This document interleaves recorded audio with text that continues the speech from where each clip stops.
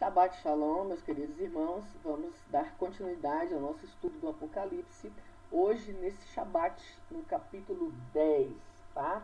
Vamos lá então. Então, o apóstolo João, preso na ilha de Patmos, ali, sujeito a trabalhos forçados, já bastante idoso, ele tem essas visões que nós estamos estudando.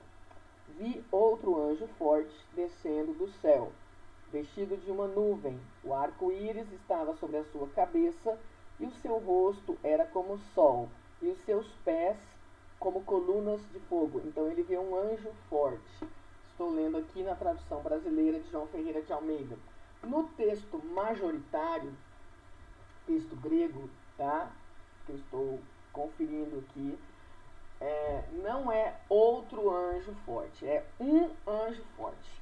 Apesar disso, curiosamente, aqui, por exemplo, nesse Novo Testamento, né, ele coloca aqui o texto em português embaixo do texto grego, né, um anjo forte, e na tradução paralela que ele faz, na tradução paralela que ele faz aqui na lateral, ele coloca outro anjo forte.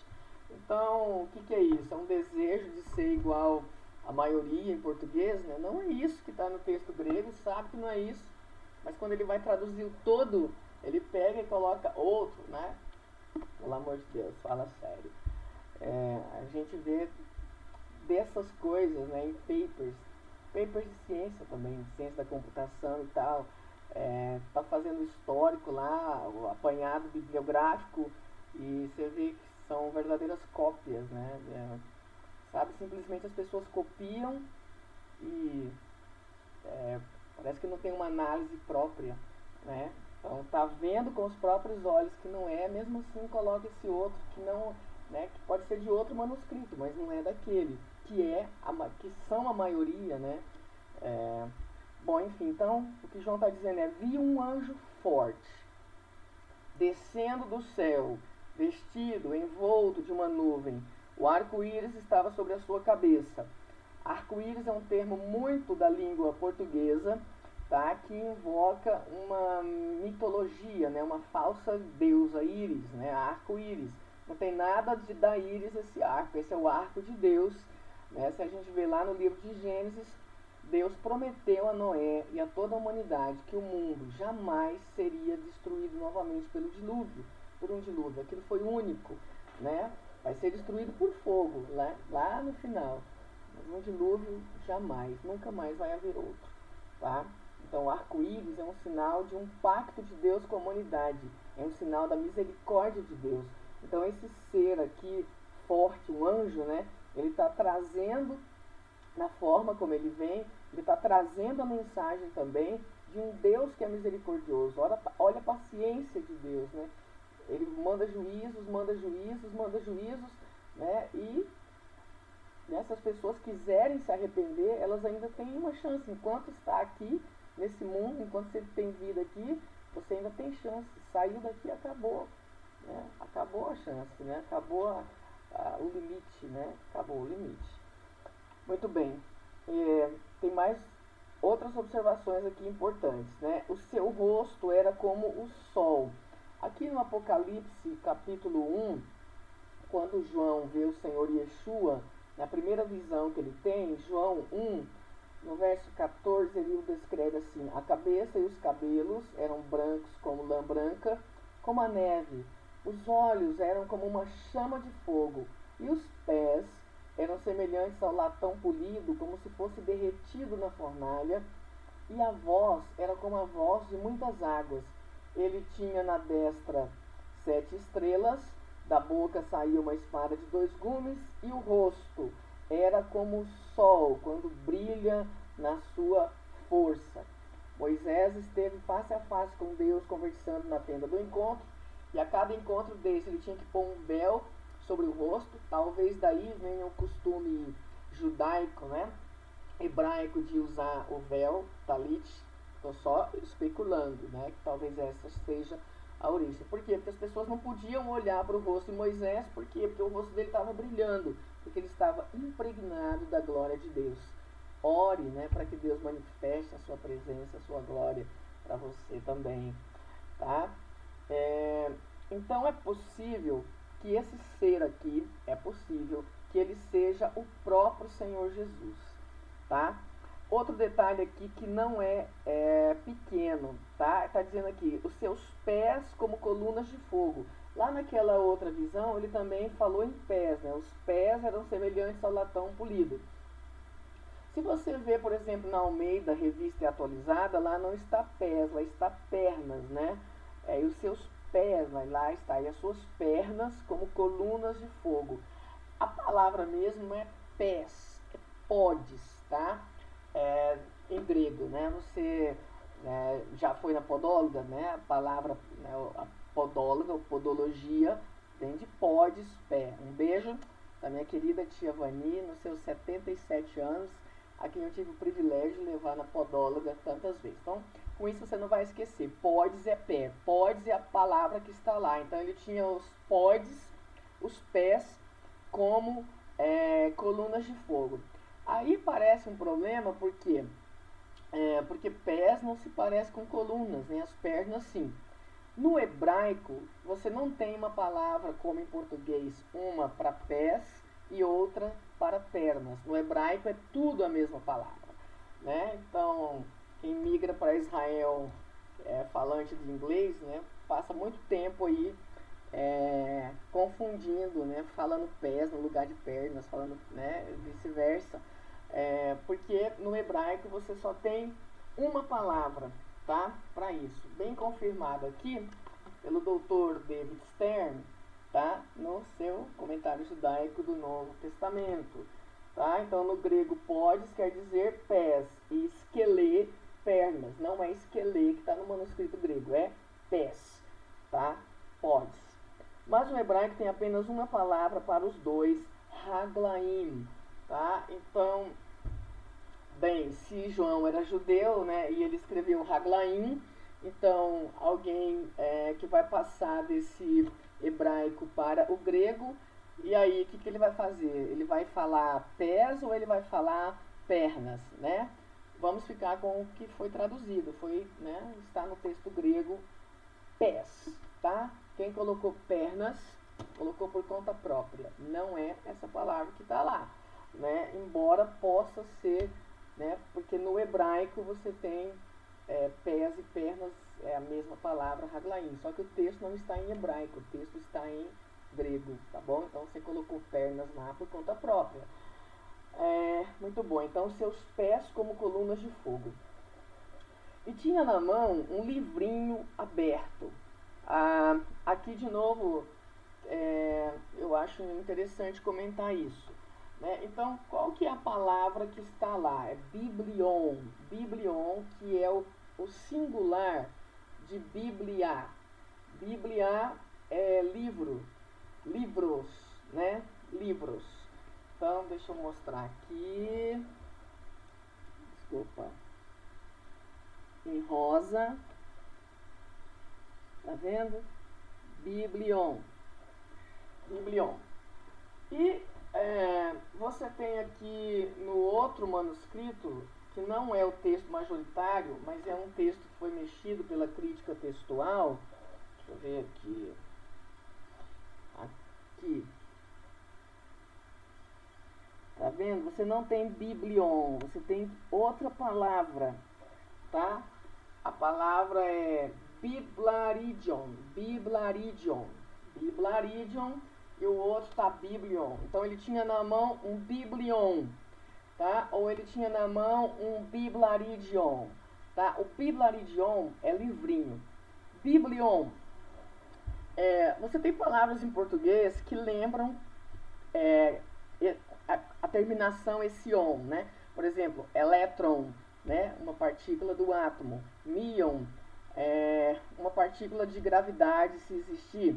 Graviton, né? Coisas pequenas. E biblion. Biblion é o singular de biblia, literalmente bíblia, que quer dizer livros. Mas naquela época, isso traduzido como livros, mas quando João escreveu isso, não existia esses livros. Assim, a palavra é rolo. No hebraico, sefer. Sefer, rolo. Né? Então, um rolo podia ter até 10 metros de papiro, tá? E depois vieram os pergaminhos, que eram de couro. E o mais parecido que a gente tem com esse livro de hoje foi o chamado códice, né? Que era o couro, a folha de couro, onde eles colocavam uma sobre a outra e prendia na borda, né? Lembra um caderno, né? Então esse é o primeiro livro, mas não foi chamado livro, códice, né?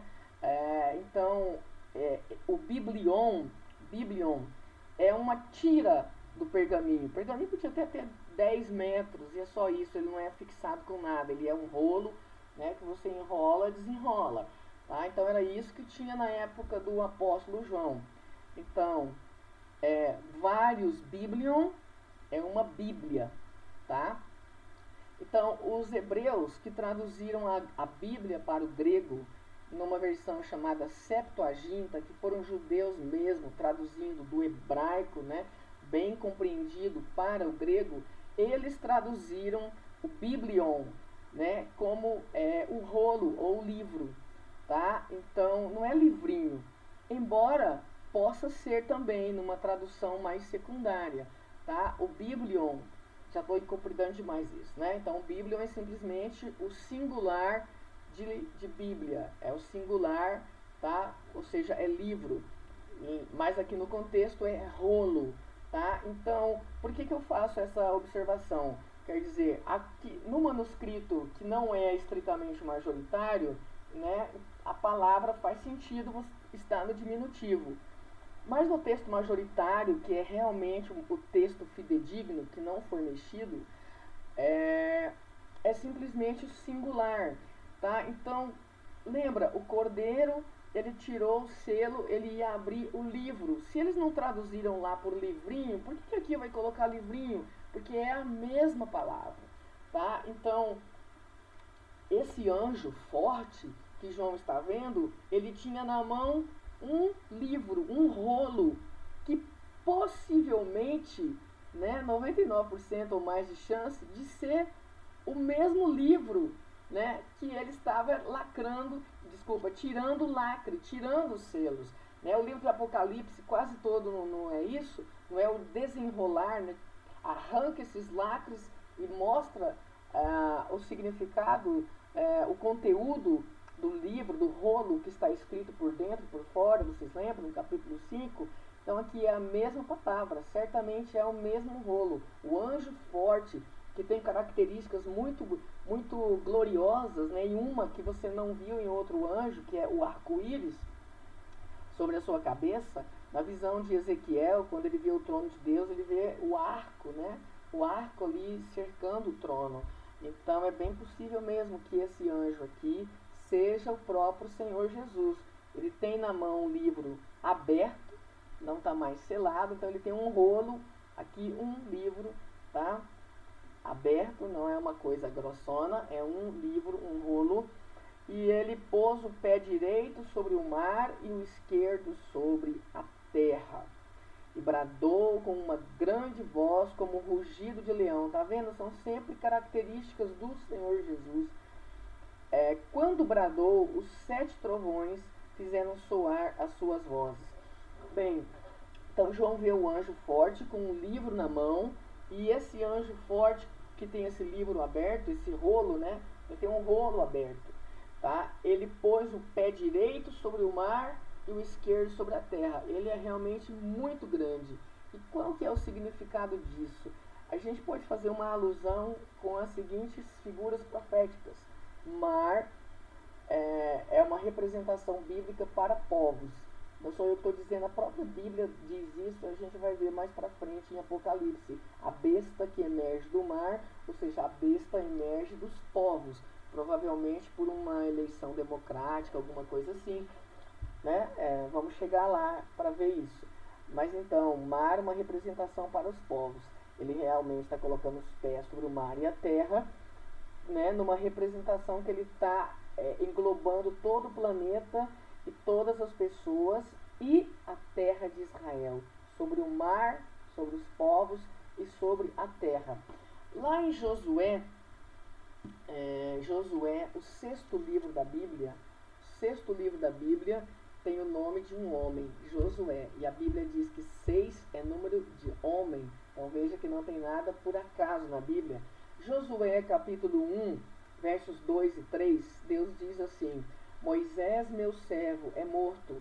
Dispõe-te agora para Josué.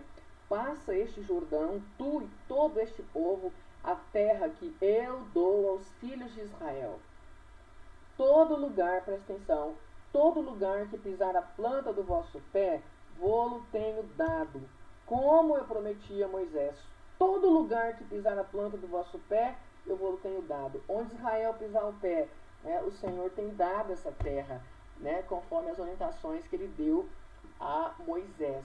Então, veja que esse anjo, que é bem possível mesmo que seja o Senhor Jesus, as características são muito grandes para que seja ele põe o pé sobre o mar, o pé direito sobre o mar e o esquerdo sobre a terra. Ou seja, ele está tomando posse da terra. Tá?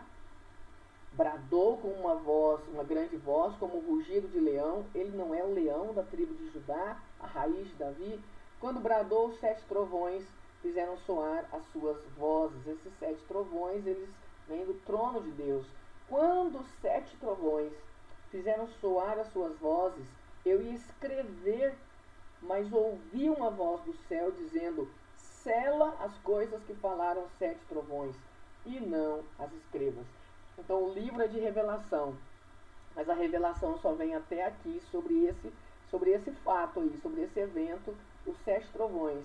Os 7 trovões, o trono de Deus, o Todo-Poderoso falou: a sua voz é como de muitas águas, é como o rugido do leão e como 7 trovões aqui. Mas a revelação foi até aqui só. Então não adianta nem eu nem você especularmos mais nada sobre isso aqui. Porque se não está aqui, você pode escrever um compêndio desse tamanho de abobrinhas, tá? Porque se não está aqui, como? Né? Nenhum mortal vai saber, ninguém mais vai saber. Se Deus não quis revelar, tudo que é revelado pertence a nós e a nossos filhos. O que não é revelado é uma exclusividade do Senhor, para a glória e honra dele eternamente. Amém. Então, o que João ouviu que esses 7 trovões falaram, não é para escrever, ponto. Tá? Mas por alguma razão, isso aqui foi revelado para nós. O anjo que via em pé sobre o mar e sobre a terra, levantou a destra, a mão direita para o céu, e jurou por aquele que vive pelos séculos dos séculos, que criou o céu e tudo que nele há, e a terra e tudo que nela há, e o mar e tudo que nele há, que não haveria mais demora. Glórias a Deus.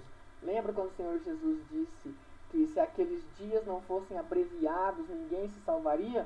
Ó, foram 7 selos, e dentro do 7º selo já tocaram 6 trombetas, falta mais uma, e ele diz agora: não haverá mais demora. Ou em outras palavras, literalmente, acabou o tempo. Mas que, verso 7, nos dias da voz do 7º anjo, quando este estiver para tocar a trombeta, então se cumprirá o mistério de Deus, segundo ele anunciou aos seus servos, os profetas.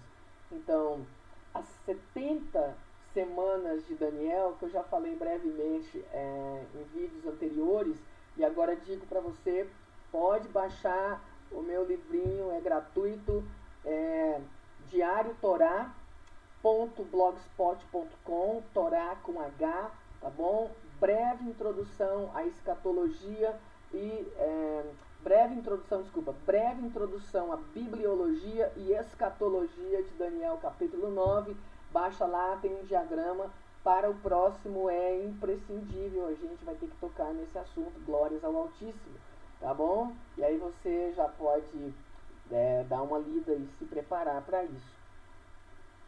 Então, quando termina essas 70 semanas, que é um tempo que o Senhor está tratando com Israel, né, vai ser instaurado definitivamente o reino da instaurado, né, o reino da justiça que jamais terá fim. Então, o Salvador prometido de Israel, e que é o Salvador do mundo inteiro, ele virá, dessa vez como leão de Judá, não nascendo, né, porque ele já se encarnou, né? Não é, a Bíblia jamais admite reencarnação, e sim houve uma encarnação, que é o Eterno que se fez homem, que veio em carne e sangue, tá? Não é reencarnação, isso não existe, é encarnação, e uma única, que é a do Senhor Yeshua, Deus que se fez homem, carne, ele se fez a semelhança do ser que ele criou, o ser humano,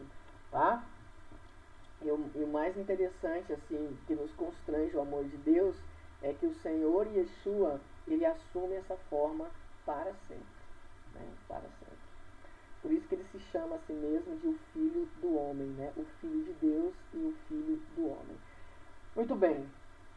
Então, quando o sétimo anjo tocar a trombeta, vai se cumprir, então, o mistério de Deus. Ou seja, as 70 semanas de Daniel, um dos objetivos dela é selar a visão e a profecia, né? Nas 70 semanas, então, quando terminar, absolutamente tudo estará cumprido.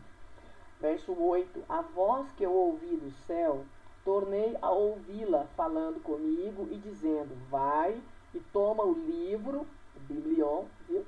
Que está aberto na mão do anjo, que está em pé sobre o mar e a terra. Gente, olha que maravilhoso. Então, ele viu esse ser, esse anjo forte, né? Todo glorioso, rosto brilhando como o sol, né? Os pés, né? Como colunas de fogo e tal. E agora ele ouve uma voz falando, vai, toma o livro da mão do anjo, né? Então, lembra, só existe um digno de abrir o livro e tirar-lhe os selos, né? E esse ser, agora, ele tirou todos os selos e dá o livro para o apóstolo João. O que significa isso? Né? Significa que o rei dos judeus, né, que coloca os seus pés sobre o mar e a terra, tomando posse de tudo, ele está vindo, né, pegar a sua herança, né, a sua herança redimida, né, ele vai nos fazer reinar junto com ele. Não é uma escritura, né, ele está dando para o apóstolo João, né, também para não só reinar com ele, como para divulgar esse evangelho. Olha só. Vai e toma o livro que está aberto na mão do anjo, que está em pé sobre o mar e a terra. Fui ter com o anjo, pedindo-lhe que me desse o livro, o livrinho, né? Toma-o, disse-me ele, e come-o. Causar-te-á amargor no ventre, mas na tua boca será doce como mel. Então o anjo João vai, ele ouve a voz do céu, pega o livro da mão do anjo. Então ele vai e pede para esse ser gigantesco, né, que está com as pernas entre o mar e a terra, ele pede o livro. E o que o anjo diz para ele, esse anjo forte? Toma, come, tá? E avisa, na sua boca vai ser doce como mel, mas no seu estômago vai ser amargo, tá? Tomei o livrinho da mão do anjo e o comi. Na minha boca era doce como mel, mas depois de comer causou-me amargor no ventre. Disseram-me, cumpre que ainda profetizes a respeito de muitos povos, raças, línguas e reis. Então essa figura de comer a palavra não é uma exclusividade dada ao apóstolo João, né? Já foi dada a outros, como Ezequiel. Um exemplo só, né? Vamos ver aqui Ezequiel 3. Ezequiel 3, no verso 11. Tá? Ezequiel, que foi um profeta durante o exílio. Tá?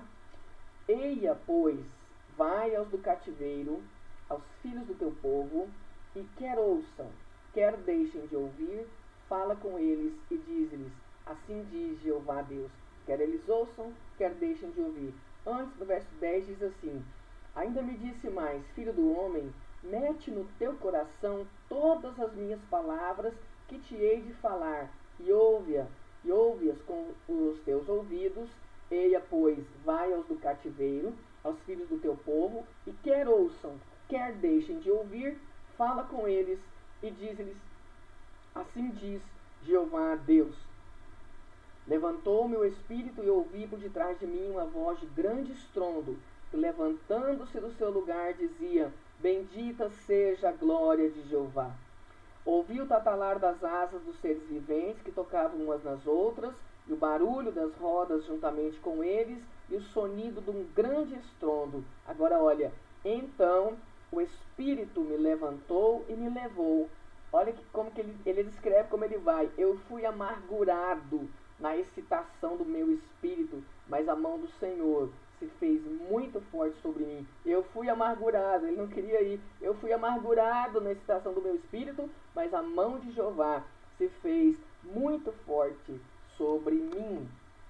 Tá? Então, é maravilhoso, né, você pregar boas notícias, né? Mas quando são palavras de juízo, né, às vezes a gente não quer falar. E nós somos tão ruins, né, que às vezes a palavra que o Senhor nos manda falar é tão boa e a gente não quer falar, né? E o Senhor precisa nos tratar como ele tratou Jonas, né? Jonas tinha uma mensagem de arrependimento para pregar aos ninivitas, que era uma grande cidade na antiguidade. E Jonas não queria ir de jeito nenhum, porque os ninivitas eram muito maus, eles eram extremamente cruéis, né? E o Senhor já me deu uma vez uma incumbência de falar para uma pessoa uma coisa muito boa, né? O Senhor me deu uma mensagem para falar para ela, para essa senhora, né? Você tem uma tristeza muito grande no seu coração e eu quero tirar. E o Senhor me disse, né? Você vai dizer a essa pessoa, eu vi a pessoa, vi a roupa que ela estava vestida, e aí eu fui fazer um concurso onde eu ia fazer uma prova didática. Estou ali sentado esperando a banca do concurso quando eu vejo a mulher chegando no corredor. Meu Jesus, não, por favor, eu nem, sabe, não tenho tratamento nenhum com essa mulher. Eu vou chegar lá, vou falar para ela: olha, Deus manda te dizer que você tem uma grande tristeza que Ele quer tirar. Ah, Senhor, me dá um sinal, E tudo que eu pedia de sinal acontecia. Ah, minha gente, quando o Senhor mandar você fazer alguma coisa, você faça, não brinque com Deus, tá? Quer dizer, qual que é o motivo que você tem para não fazer o que Deus manda? É simplesmente o pecado que está em nós, né? Que nos faz ser bestas desse jeito, né? Então, que o Senhor nos livre de sermos bestas, né? Porque a melhor coisa do mundo é você fazer o que Deus manda. Embora muitas vezes isso seja uma coisa amarga, né? Para o profeta, tantos profetas, né, morreram até cerrados ao meio porque eles tinham uma mensagem que o povo não quer ouvir, né? Então Deus fala para os profetas: eu vou fazer o seu rosto duro contra o rosto deles, vou fazer a sua fronte dura contra a fronte deles, eles não vão prevalecer com você. Vai, né? Se Deus está dando a missão, Ele está dando os meios, não é verdade? Então faça o que Deus manda. Então esse é um capítulo bastante curto, né? Um capítulo parentético. Eu disse que ele tem bastante semelhanças com o livro de Daniel. Vou só comentar isso brevemente. Interessante, né? Lemos o capítulo 10 de Apocalipse, e aqui no capítulo 10 do livro de Daniel, Daniel ele estava orando, né? Clamando a Deus, e ele recebe a resposta. No verso 5 do capítulo 10 diz assim: levantei os olhos e olhei, e eis um homem, vestido de linho, cujos ombros estavam cingidos de ouro puro de ufaz, o seu corpo era como berilo, o seu rosto como um relâmpago, os seus olhos como tochas de fogo, os seus braços e os seus pés brilhavam como bronze polido, e a voz das suas palavras como o estrondo de muita gente. Só eu, Daniel, tive aquela visão. Os homens que estavam comigo nada viram. Não obstante, caiu sobre eles grande temor, e fugiram e se esconderam. Fiquei, pois, eu só, e contemplei esta grande visão. Tá? E depois, esse ser fala para ele no verso 14, né? Agora vim para fazer-te entender o que há de suceder ao teu povo, os israelitas, né, os israelenses, nos últimos dias. Tá? Então não tem o menor sentido você dizer que Israel é a igreja. Israel não é a igreja, mas os gentios, eles foram enxertados. Deus não fez um novo Israel. Deus enxertou os gentios em Israel. Ou seja, a salvação, ela abarca, ela abraça todos os outros povos, tá? Israel é o canal por onde ela veio. Ó, agora vim para fazer-te entender o que há de suceder ao teu povo nos últimos dias, porque a visão se refere a dias ainda distantes. Isso aqui por volta de 5 séculos antes, né, de Cristo. Verso 21, mas eu te declararei o que está expresso na escritura da verdade, e ninguém há que esteja ao meu lado contra aqueles, os principados, né? Ele descreve aqui esses seres no céu com que ele teve que lutar para chegar a Daniel. Ninguém há que esteja ao meu lado contra aqueles, a não ser Miguel, vosso príncipe. Então, Miguel, um arcanjo. Como eu disse, eu não sei se existem outros arcanjos, tá? Eu sei que existe um arcanjo, Miguel. Miguel, vosso príncipe. Então, Miguel é um anjo muito forte, né? Que é responsável direto pela proteção de Israel, tá? Bom, então, você viu aí uma visão que Daniel teve bastante similar ao que João teve, né? E ele dá uma revelação bastante extensa aqui, glórias a Deus. E no no capítulo 12, o último capítulo, né, do livro, continua, ele está falando, né, o anjo está falando, nesse tempo se levantará Miguel, grande príncipe, o defensor dos filhos do teu povo, e haverá tempo de angústia, qual nunca houve, desde que houve nação, até aquele tempo. Mas naquele tempo será salvo o teu povo, todo aquele que for achado inscrito no livro. Verso 7. Ouvi o homem vestido de linho, que estava sobre as águas do rio. Está vendo a similaridade? Ele aqui não está com um pé na água e um pé na terra, né? Na água do rio, lá era do mar. Ouvi o homem vestido de linho, que estava sobre as águas do rio, quando levantou a mão direita e a esquerda ao céu e jurou por aquele que vive eternamente que isso seria depois de um tempo, 2 tempos e metade de um tempo. Um tempo, 2 tempos, metade de um tempo. A gente vai ver no próximo vídeo. São 3 anos e meio, tá? Um tempo, 2 tempos e metade de um tempo. Veja aqui, esse anjo levanta a mão para o céu e fala, né? Todas essas coisas vão acontecer depois de um tempo, 2 tempos e metade de um tempo. Aqui o anjo levanta a mão para o céu e fala, acabou o tempo, né? Em Apocalipse. Então existe uma similaridade, né? É muito glorioso, e eu aguardo vocês, servos do Altíssimo, para o próximo capítulo, Apocalipse capítulo 11. Shabbat Shalom.